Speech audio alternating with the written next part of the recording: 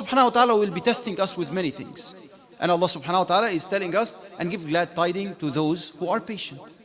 However, there is this verse that we read supposedly every week in Surah Al-Kahf.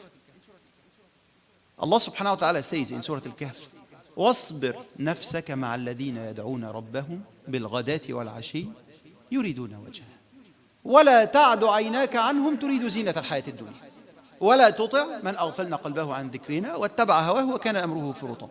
And patience yourself. Exercise patience with those people who are calling upon Allah subhanahu wa ta'ala day and night, seeking His pleasure, seeking Allah's pleasure. And don't deviate from them. Don't drift away from them, seeking the pleasures of this life. And don't follow whosoever Allah subhanahu wa ta'ala would seal his heart. وَلَا تُطِعْ مَنْ أَغْفَلْنَا قَلْبَهُ عَنْ ذِكْرِنَا. Allah subhanahu wa ta'ala has put a seal on his heart, so he is not remembering Allah subhanahu wa ta'ala. وَاتَّبَعَ هَوَاهُ, and the one who is following his desires. And the one who is lost, completely lost. وَكَانَ أَمْرُهُ فُرُطًا. So here Allah subhanahu wa ta'ala is talking about different types of patience. A different type of patience. Allah subhanahu wa ta'ala is talking about patience on good deeds. Patience on the worshipping of Allah subhanahu wa ta'ala. Patience in order for you to be steadfast to worship Allah subhanahu wa ta'ala on a 24/7. And that's a complete different ball game. That's a completely different challenge altogether.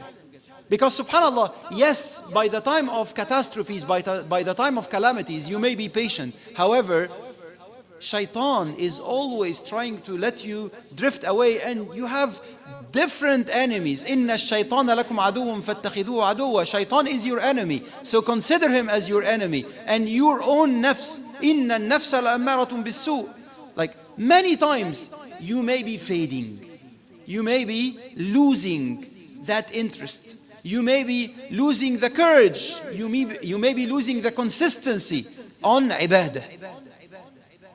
And subhanAllah, what to be done at this moment? When you are low, each and every one of us goes low. What to do when you are so low? I'll tell you a few tricks. One, if this is your last day, how would you like your ibadah to be on your last day on earth? There is a reason for which the Prophet ﷺ ordered us, أَكْثِرُوا مِنْ ذِكْرِ هَذِمِ اللَّذَّاتِ, that you increase the remembrance of the interrupter of all types of desires, which is what? Which is death. Why? Because every day the believer, إِذَا أَصْبَحْتَ فَلَا تَنْتَظِرِ الْمَسَاءِ وَإِذَا أَمْسَيْتَ فَلَا تَنْتَظِرِ الصَّبَاحِ. That if you are waking up in a morning, don't wait for the following night. And if you are catching the night, don't wait for the following morning. Which means that you always have this sense of urgency. And more importantly, you always feel that this is your last day on earth. If this is your last day on earth, how would you like to meet Allah subhanahu wa ta'ala? On which state? In a state of ghafla? In a state of laghu? In a state of wasting time haphazard? Or in a state of ibadah?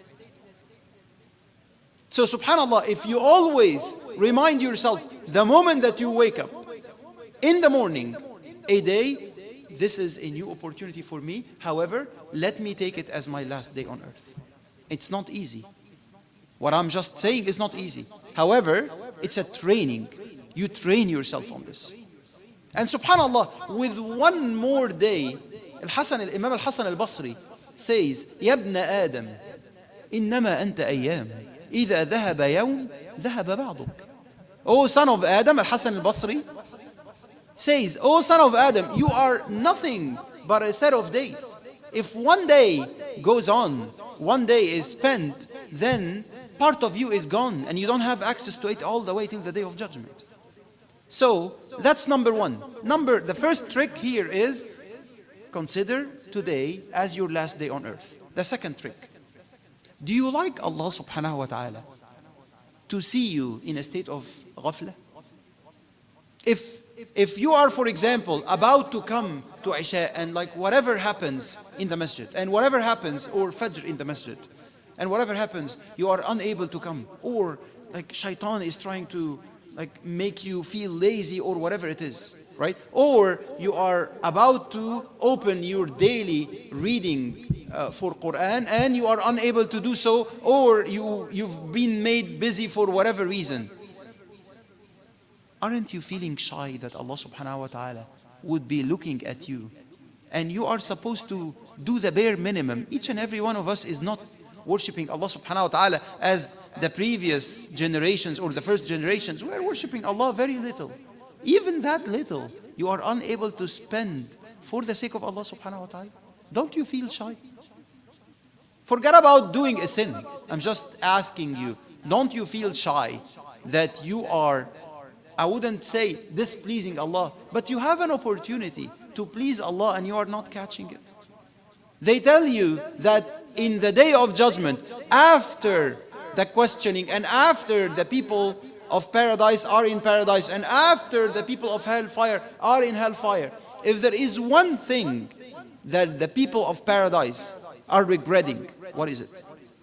That 1 hour did pass on this earth without them mentioning Allah subhanahu wa ta'ala. For every hour where they don't mention Allah subhanahu wa ta'ala, they feel regret.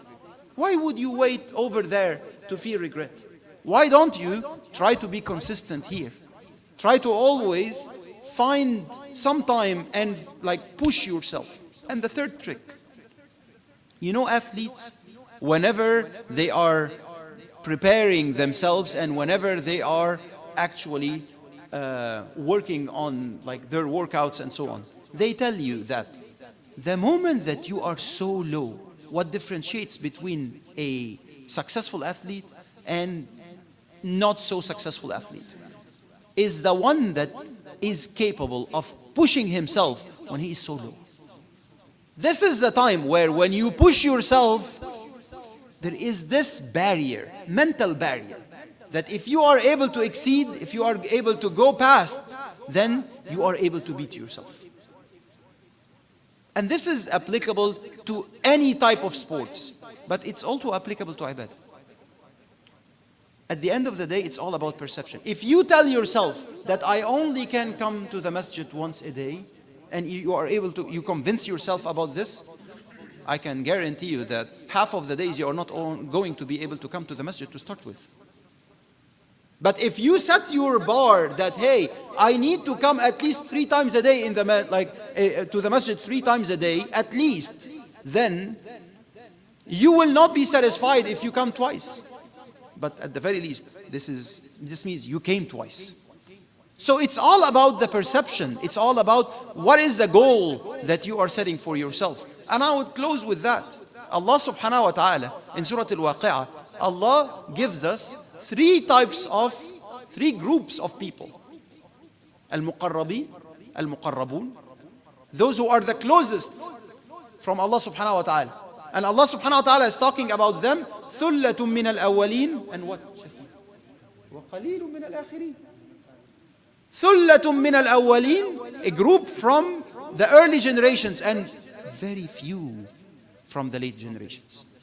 And Ashabul Yamin, those who will capture their book with the right hand, there will be a group, ثُلَّةٌ مِّنَ الْأَوَّلِينَ وَثُلَّةٌ مِّنَ الْآخِرِينَ. Right? A group from the early generations and a group from the late generations. And by the way, we are in the late generations. And Ashabul Shimal, may Allah protect us from them. So, the third trick or the final trick that I will tell you, if you are to shoot for being from Al-Muqarrabin, from the closest to Allah subhanahu wa ta'ala, and you fall short, you feel like you fall short, you will be what? From Ashabul Yamin. But if you are shooting for being from Ashabul Yamin and you fall short, what would happen? May Allah protect me and you.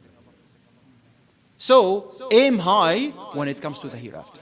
May Allah make us among those people who are able to be steadfast, who are able to push themselves, who are always striving for the sake of Allah subhanahu wa ta'ala. وَالَّذِينَ جَاهَدُوا فِينَا لَنَهْدِيَنَّهُمْ سُبُلَنَا وَإِنَّ اللَّهَ لَمَعَ الْمُحْسِنِينَ.